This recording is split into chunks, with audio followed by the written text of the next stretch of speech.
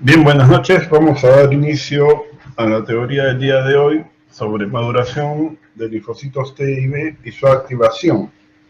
En líneas generales, en lo que se refiere a maduración de los linfocitos, sabemos que estas células surgen de una célula progenitora pluripotencial, que es un stem cell, ¿no?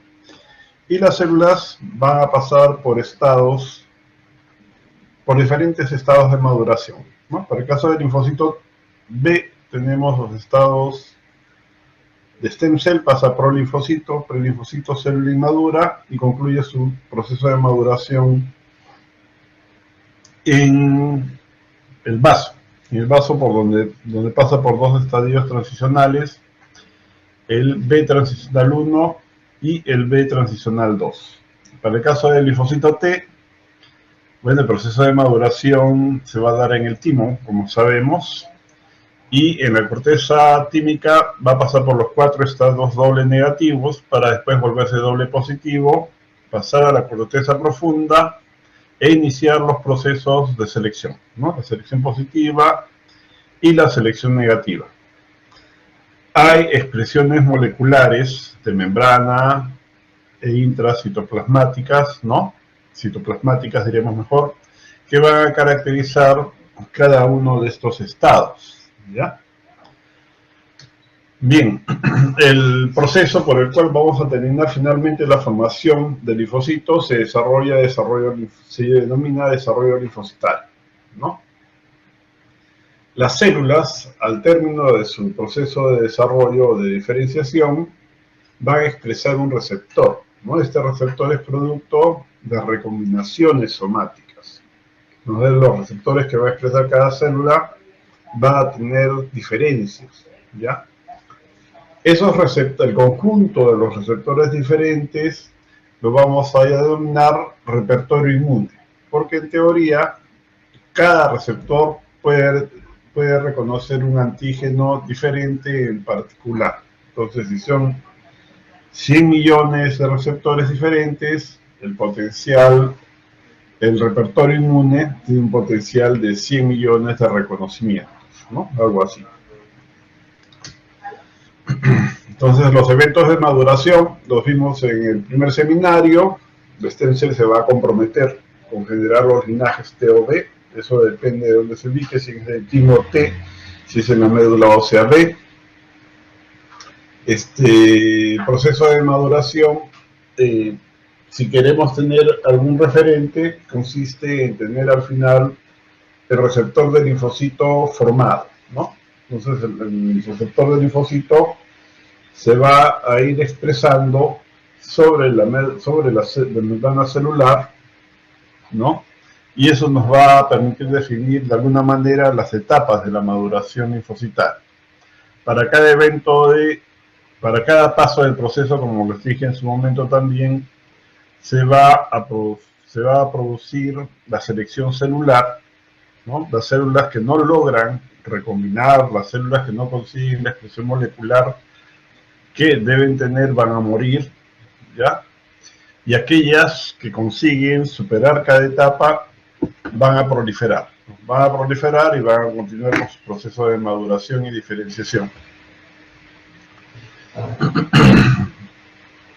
Bien, bueno, las células, en la medida que van a ir madurando, van a expresar algún fenotipo que las va a caracterizar. Bueno, para el caso del linfocito B en particular tenemos estas etapas, ¿no? La etapa de célula progenitora, que se va a comprometer con la generación del linaje T o del linaje B, ¿ya? La célula, una vez comprometida, va a pasar a prolinfocito, va a iniciar el proceso de maduración para continuar como prelinfocito.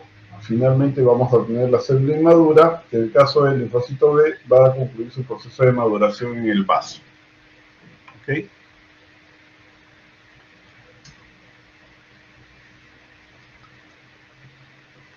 Para el caso de las células B, vamos a tener una primera oleada de linfocitos B que se van a originar en el hígado fetal, Y estas células que proceden del hígado fetal van a ir a conformar una población que es la población de linfocitos B1, ¿no? De la que ya hemos comentado de repente en algún momento.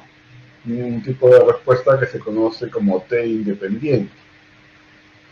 De la médula ósea van a surgir las poblaciones B2 y la población de linfocitos B de la zona marginal.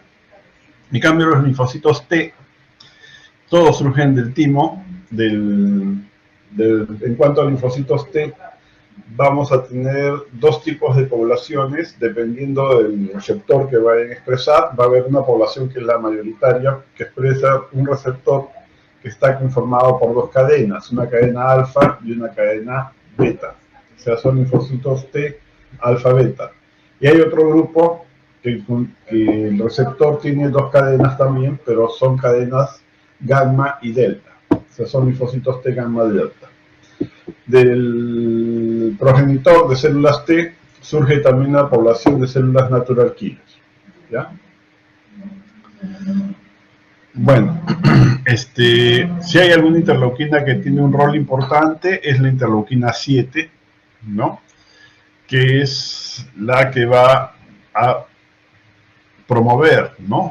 El arribo de los progenitores, tanto en el timo como en la médula ósea, y quien va a producir esa interleuquina, o las células que van a producir esa interleuquina para reclutar estas células, van a ser las células estromales, como lo revisamos también en su momento, del timo, ¿no? Y por supuesto también de la médula ósea.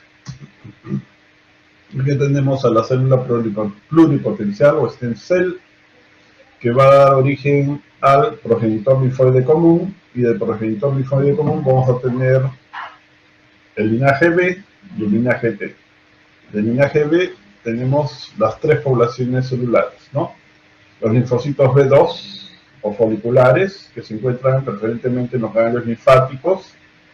Tenemos la población de linfocitos B1, ¿no? Que se ubican preferentemente en las mucosas, particularmente en la mucosa intestinal. Y tenemos los linfocitos B de la zona marginal, que ya sabemos, estos linfocitos están en el vaso mayormente, en la zona marginal del vaso. Del progenitor linfoide T, en el linaje T tenemos a las células natural killer y los linfocitos T de dos clases, ¿no? Dependiendo del tipo de receptor que presente. Los alfa-beta y la población gamma-delta. Las señales que dan lugar a la generación o el compromiso de cada uno de los linajes las tenemos acá, ¿no? Las señales provenientes de los receptores Notch1, que son señales que tienen la señalización GATA3, generan el linaje de los linfocitos T. Las señales provenientes de los factores EBF, E2A y PAC5 inducen la formación de los linfocitos del linaje B. La aparición de los receptores tanto para los linfocitos T como los linfocitos B depende de un proceso que se llama rearreglo genético, ¿no? O recombinación genética, ¿ya? También le dicen recombinación somática. Los genes que van a recombinar dando lugar a la diversidad son aquellos genes que se van a encargar de interactuar con los antígenos, ¿no? O sea, son los genes que dan lugar a las cadenas de la zona de reconocimiento, de interacción de los receptores del linfocito B y T, ¿ya? Son tres tipos de genes los que pueden recombinar. Los genes variables, los genes de diversidad y los genes de unión. Las recombinaciones se producen al azar, ¿no? Todos los receptores tienen secuencias variables y de unión, ¿ya? Los genes de diversidad pueden o no estar presentes. Eso depende de la cadena molecular, ¿ya? Bueno, los genes están ubicados en tres loci que están separados, ¿no? Hay un grupo para los genes variables, que son varios, un grupo para los genes de diversidad y un grupo para los genes de unión, ¿no? Las recombinaciones se dan por un proceso que se llama recombinación delecional, ¿no? Una vez que el gen recombina, aquellas secuencias de ADN que no han recombinado son eliminadas y degradadas, ¿ya?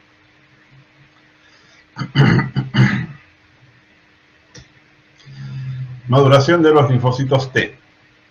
Eso ya lo hemos visto en parte cuando hicimos el seminario de órganos linfoides. Se les explicó que las células progenitoras son atraídas a la unión córtico-medular del timo porque las células estromales tímicas van a secretar moléculas quimiotácticas que van a atraer y van a retener a las stem cells, y posteriormente estas van a ser comprometidas con la generación de linfocitos T, ¿no? También les dije que los linfocitos T van a pasar por 4 estados doble negativos, del DN1 al DN4, y en su proceso de maduración van a recorrer el timo de la unión córtico-medular hacia la parte subcortical, ¿no? Las células que se encargan de esto van a ser las células estromales tímicas corticales, y les expliqué que hemos comentado en su momento acerca del rol que tienen las células nodrizas para conseguir una adecuada maduración de los linfocitos. Al término del doble estadio negativo 4, si la recombinación si el proceso de maduración es exitoso, el timocito va a expresar 2 moléculas, que son los correceptores CD4 y CD8. O sea, esta célula va a ser doble positiva. El doble positiva va a migrar a la corteza profunda para la selección positiva, y aquellas que son seleccionadas van a pasar a la médula tímica para la selección negativa. En la selección positiva, el doble positivo interactúa con moléculas HLA. Si interactúa con moléculas clase 1, pierde el CD4 y se vuelve CD8. Si interactúa con moléculas clase 2, pierde el CD8 y se vuelve CD4, ¿no? A esas células las vamos a llamar simple positivas, ¿ok? El simple positivo va a la médula tímica, donde interactúa con la célula epitelial tímica medular, ¿ya? Y se van a eliminar aquellas células o timocitos autorreactivos, ¿ya? Finalmente, las que no son eliminadas van a ir a poblar los órganos linfoides periféricos, vale decir, ganglios y vasos. ¿Cuántas células de todas las que inician el proceso de maduración llegan a poblar los órganos linfoides periféricos? De cada 100, 5, ¿no? El 95% de las células que están en proceso de maduración van a ser eliminadas. Bueno, el timo, ya sabemos el recorrido a partir de la unión córtico-medular, y después se vuelve doble positivo, va a la selección positiva, se vuelve simple positivo, va a la médula, se eliminan las células autorreactivas y finalmente van a ir a poblar los órganos linfoides periféricos. Bueno, las quimiosinas, como les he comentado, van a guiar a estas células en su recorrido. Y el receptor que les permite ser guiadas por las quimiosinas es principalmente esta molécula, la CCR7. El CCR7 se va a expresar por momentos y se va a dejar de expresar también en otros momentos, ¿no? Cuando se expresa la molécula CCR7 es que la célula está preparada para migrar, ¿no? Las interleuquinas que van a guiar la migración principalmente son estas dos, la CCL19 y la CCL21, ¿ya? Bien, en este cuadro tenemos el proceso de maduración del linfocito T. Cada momento de la maduración se caracteriza por la presencia o la expresión de alguna o algunas moléculas, ¿ya? Entonces, primero llega el stem cell, y el stem cell va a ser comprometida para dar lugar a la generación del linaje T, ¿ya? Entonces, como stem cell, la molécula expresa esta molécula de membrana, que es la molécula CD44, que nos dice que la célula es muy inmadura, ¿ya? En estadio doble negativo 1, la célula inmadura va a tener la presencia de las señales del receptor Notch1, o sea, se está comprometiendo con la generación del linaje T, y expresa el receptor de quimiosinas CCR7, o sea, es una célula que va a migrar, ¿no? que es atraída por las interleuquinas CCL19 y CCL21. La señalización que se va a dar durante la etapa de doble negativo 1, en un segundo momento, da lugar a la transcripción y expresión de esta molécula, que es una molécula que se va a expresar de forma transitoria durante el proceso de maduración, que es la molécula CD21 o cadena alfa del receptor de interleuquina 2. Acá está, cadena alfa del receptor de interleuquina 2. La señalización que se genera a partir de la cadena alfa del receptor de interleuquina 2 permite la transcripción y expresión de la primera cadena del receptor del linfocito T, que es una cadena alfa transitoria, que va a tener su papel también en el proceso de maduración de la célula. Bien, una vez que se expresa la cadena alfa transitoria, desaparece la CD44 y se sostiene la expresión CD25. En ese momento entran en actividad las enzimas de rearreglo genético, o sea, se van a rearreglar los genes BDJ. Producto de esto es que se va a generar la cadena definitiva del receptor del linfocito T. Ya está la cadena alfa transitoria, ¿no? O sea que la cadena beta definitiva se acopla a la cadena alfa transitoria, ¿no? La célula en estadio doble negativo 3 pierde la expresión CD44, se pierde la expresión del receptor CCR7, ¿no? Y también concluye el compromiso de linaje, ¿ok? Bueno, una vez que se expresa la cadena beta del receptor de interleuquina 3, las señalizaciones que proceden del pre-TCR, que está conformado por la cadena definitiva beta, ¿no? Y la cadena transitoria alfa, induce la formación de esta molécula, que es el complejo molecular CD3, que es el complejo correceptor del linfocito T, ¿ya?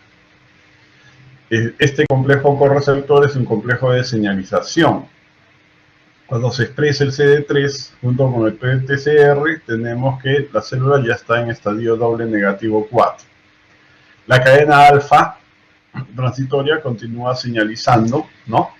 Se expresa la molécula CCR7, o sea, en estadio doble negativo 4, la célula migra, ¿no? Y se dirige hacia la parte subcortical. Una vez en la parte subcortical, si las transcripciones de los genes son adecuadas, el linfocito va a expresar estas dos moléculas, la CD4 y la CD8. En ese momento se detiene la actividad de la cadena alfa transitoria y esta es reemplazada por la cadena alfa definitiva. Entonces el timocito deja de replicarse, ¿ya? Deja de recombinar, deja de sintetizar nuevas moléculas y más bien pasa a la selección positiva, ¿no? Ya les comenté que al interactuar con las moléculas HLA, pierde una de los dos correceptores y se vuelve simple positivo.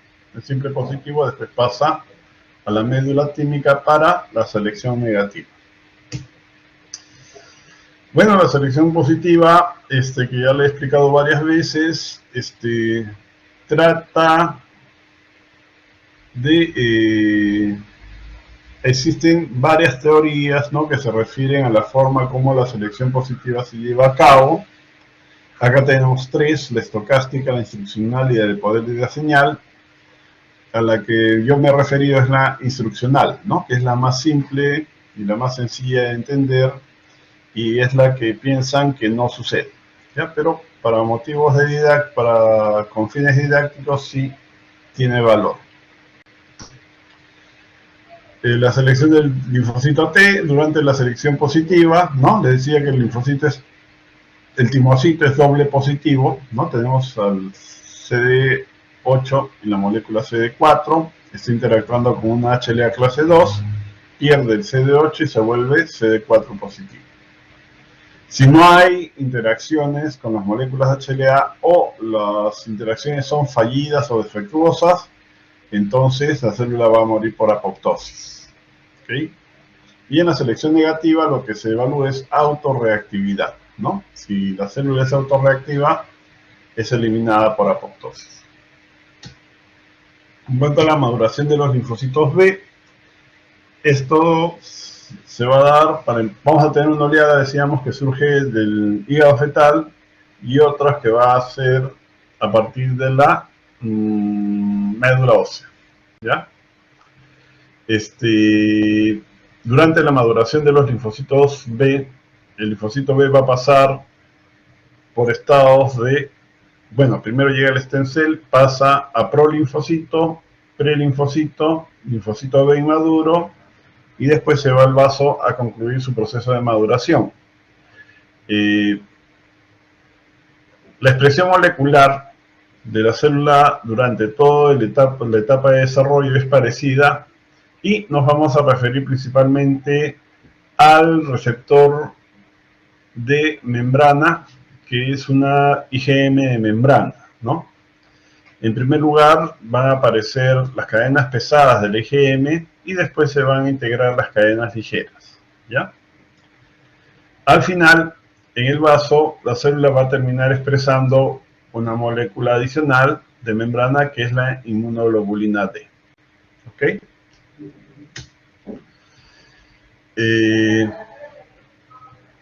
Bien, en estadio Pro-B, ¿no? Vamos a ver mejor acá.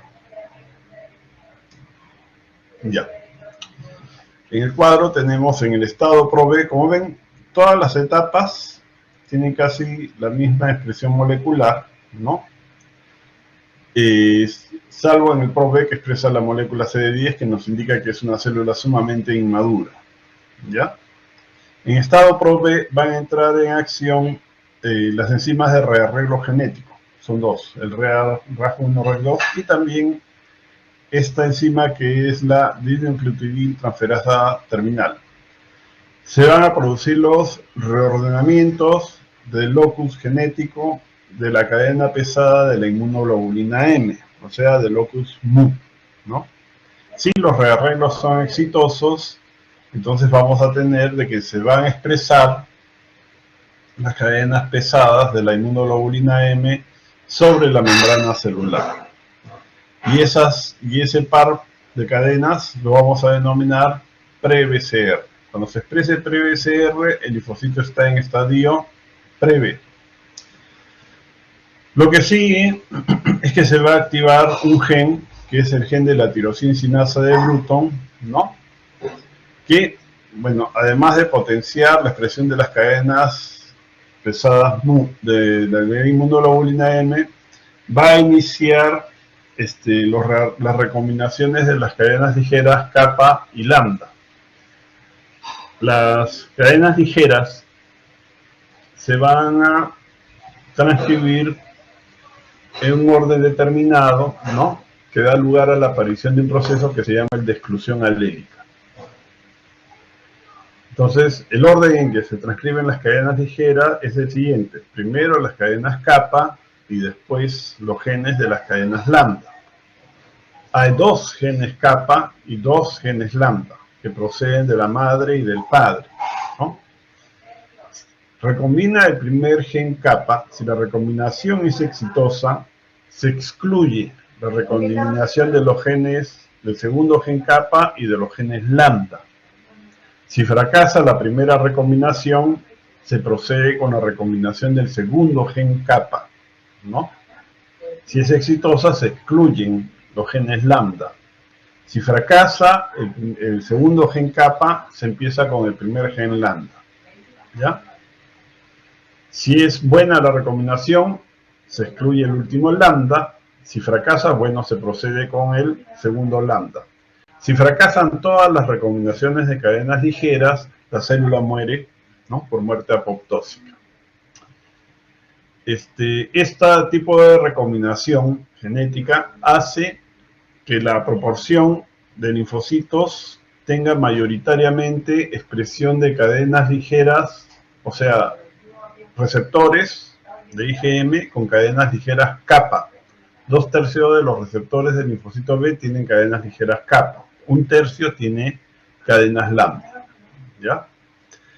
Bien, cuando se expresan las cadenas ligeras, ¿no? Y se asocian a las cadenas pesadas, aparece la inmunoglobulina completa, ¿no? Y el linfocito se transforma en linfocito B inmaduro, ¿ya? El linfocito B inmaduro va a salir de la médula ósea y se va a dirigir al vaso, donde se va a convertir en linfocito B transicional. Va a pasar por un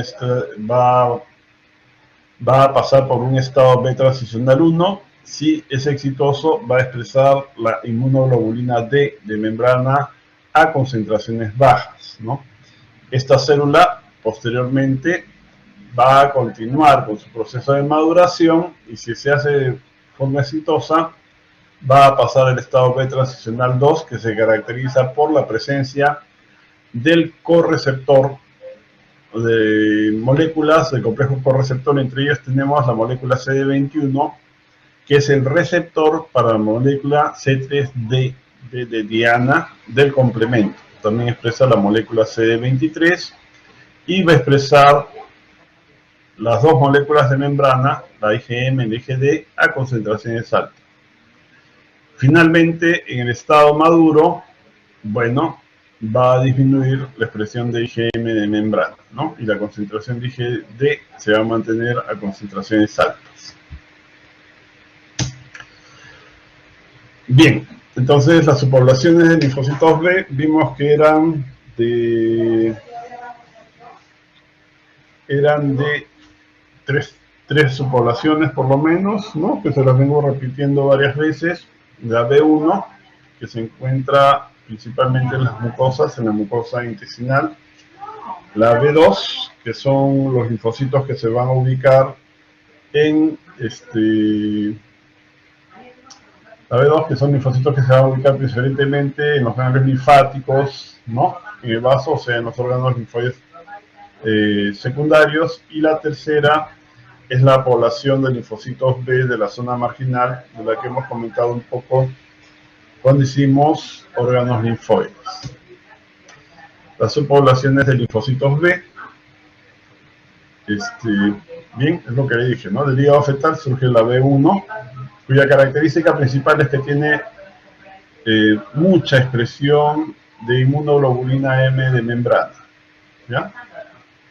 Y de la médula ósea surgen las otras dos, ¿no? La población de linfocitos B foliculares, ¿no? Que van a ir a poblar los órganos linfoides periféricos, secundarios, y los linfocitos B de la zona marginal, ¿ya? La clase la vamos a dejar acá, ¿ya?